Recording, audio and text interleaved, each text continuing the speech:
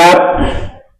महाराष्ट्रातल्या तमाम लाडक्या बहिणींनो, हा व्हिडिओ आवर्जून पहा. कारण हा व्हिडिओ यासाठीच केलेला आहे की आता ज्या ज्या योजना चांगल्या वाटत होत्या, चांगल्या होत्या, ज्या योजनेमुळे सरकारची प्रतिमा चांगली झालेली होती, अशा काही योजनेला ताळेबंद करण्याचं आणि कुलूप लावण्याचं काम सरकार करत आहे. मागच्या 8 दिवसामध्ये महाराष्ट्रातल्या महत्वपूर्ण 3 योजनेला कुलूप लावण्याचं काम या सरकारनं केलेलं आहे.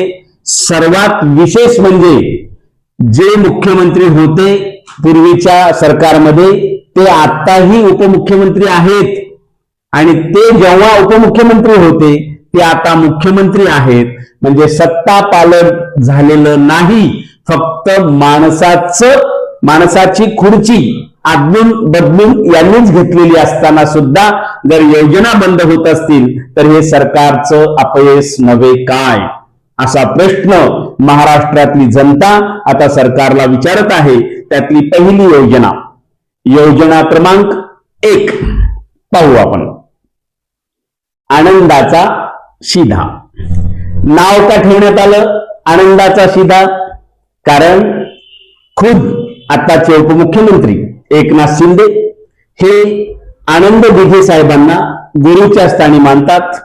नव्हे, ते गुरुच त्यांचे. आणि जर गुरुच्या नावाने आनंदाचा शिधा म्हणून अतिशय चांगली योजना, खरं तर त्या योजनेचं एवढं कौतुक झालं, नुसतं कौतुक झालेलं नाही तर महाराष्ट्रातली ही योजना इतर राज्यांनी सुद्धा घेतली पाहिजे अशा पद्धतीच्या चर्चा त्यावेळेस राष्ट्रीय स्तरावरच्या महत्वपूर्ण मीडियामध्ये झालेल्या आहेत. 2022च्या दिवाळीमध्ये आनंदाचा शिधा नावाची अत्यंत महत्वाकांक्षी आणि अत्यंत तेवढीच प्रसिद्ध अशी योजना एकनाथ शिंदे मुख्यमंत्री असताना आली.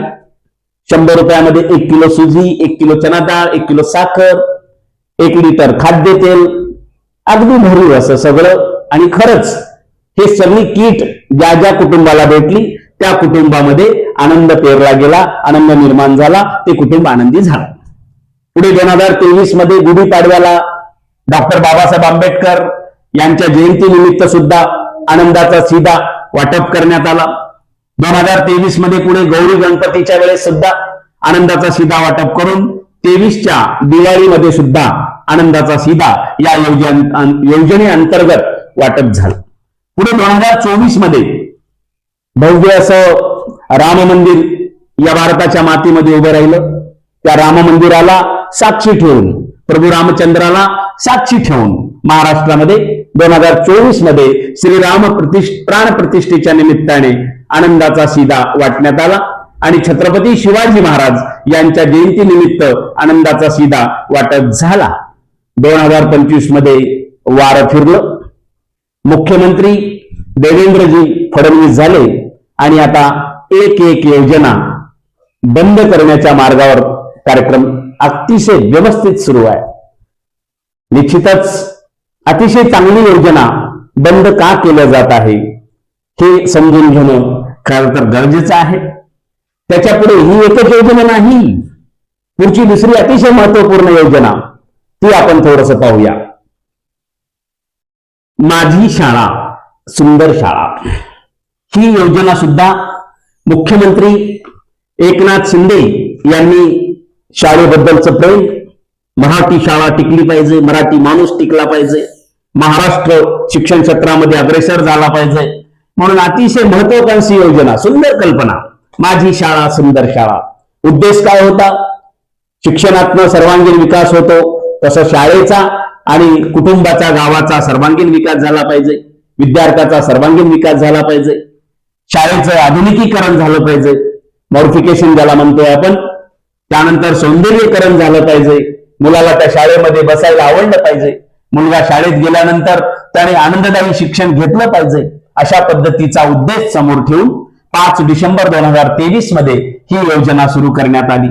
या योजनेअंतर्गत राज्य स्तरावर, जिल्हा स्तरावर, तालुका स्तरावर मोठमोठ्या स्पर्धा घेण्यात आल्या. लाखो रुपयाचं बक्षीसही वाटप झालं. प्रत्येक शाळेला असं वाटायला लागलं की माझी शाळा सुंदर शाळा या स्पर्धेमध्ये माझी पण शाळा उतरली पाहिजे, माझी शाळा आली पाहिजे, माझ्या शाळेनं बक्षीस घेतलं पाहिजे. आणि म्हणून ही सुद्धा योजना अतिशय परिणामकारक पुढे सुरू असतानाच ही योजना बंद करण्यात आली.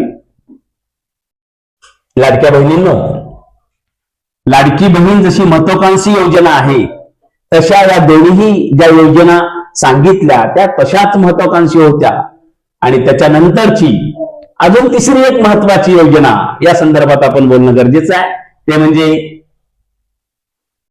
युवा रोजगार प्रशिक्षण योजना. बेरोजगारीचं खरं तर सगळ्यात मोठं भूत महाराष्ट्राच्या मानगुटीवर असताना मुख्यमंत्र्यांना वाटलं ही पण योजना एकनाथराव शिंदे हेच मुख्यमंत्री असताना सुरू झालेली होती. 6 महिने प्रशिक्षण घ्यायचं, प्रशिक्षणाचा सुद्धा एक वाजवी काहीतरी मोबदला द्यायचं ठरलं. जवळपास कमी भरती एक 30-35 हजार तरुणांच्या हाताला काम मिळालं. याही योजनेची वाहवा झाली आणि पुन्हा प्रत्येक तरुणाला असं वाटायला लागलं की आम्ही 6 महिन्याचं प्रशिक्षण घेतल्यानंतर आम्हाला जे प्रमाणपत्र भेटणार आहे त्या प्रमाणपत्राच्या अंतर्गत पुढे आम्हाला निश्चितच एक चांगला रोजगार मिळेल, कारण आम्ही प्रशिक्षणार्थी आहोत, आम्ही कौशल्य आत्मसात केलेलं आहे आणि त्याचा फायदा होईल. परंतु हे सुद्धा निश्चितच पुढे ही योजना बंद करण्यात आलेली आहे. तीनही योजना एकनाथराव शिंदे मुख्यमंत्री असताना सुरू झाल्या आणि तीनही योजना तेच सत्तेमध्ये असताना बंद होतात. याचा अर्थ काय? याचा अर्थ नेमका काय घ्यायचा? आणि आता भविष्यामध्ये लाडकी बहीण योजना बंद होणार नाही याची खात्री कोण देणार आहे? आनंदाचा शिधा, गुरुच्या नावानं सुरू झालेली योजना बंद करणं हे सत्तेत असलेल्या आणि जे गुरुस्थानी त्यांना मानतात त्यांचा अवमान नाही का? त्यांचा अपमान नाही का? आणि जर यावर्षी दिवाळीला आनंदाचा शिधा ही योजना आणि त्या योजनेअंतर्गत फायदे मिळत नसतील तर तुम्हाला सरकारमध्ये राहण्याचा नेमका, सरकारमध्ये तुम्ही राहताय कशासाठी? एवढ्या महत्वाकांक्षी योजना ज्या चांगल्या आहेत, ज्याचे उद्दिष्टे अजून पूर्ण झालेले नाहीत. माझी शाळा सुंदर शाळा, सर्वांगीण विकास झाला का? योजनेचे उद्दिष्टे पूर्ण झाली का? मग तुम्ही कोण्या बेसवर योजना बंद करताय? म्हणजे तुम्ही 4-5 महिने योजना चालवताय आणि पुन्हा योजना बंद करताय. हा काय ऊसाचा गाडा आहे का? एखाद्या ज्यूसचं दुकान आहे? नेमकं काय समजताय ते? आणि हे अतिशय विदारक आहे, दुःखद आहे. सर्वसामान्य लोकांपर्यंत हे सर्व जाणं नितांत आवश्यक आहे, नितांत गरजेचं आहे. जी योजना बंद पडेल त्या योजनेविषयी यानंतर सविस्तररित्या या सरकारवर ताशेरे ओढण्याचं काम आम्ही निश्चित करू.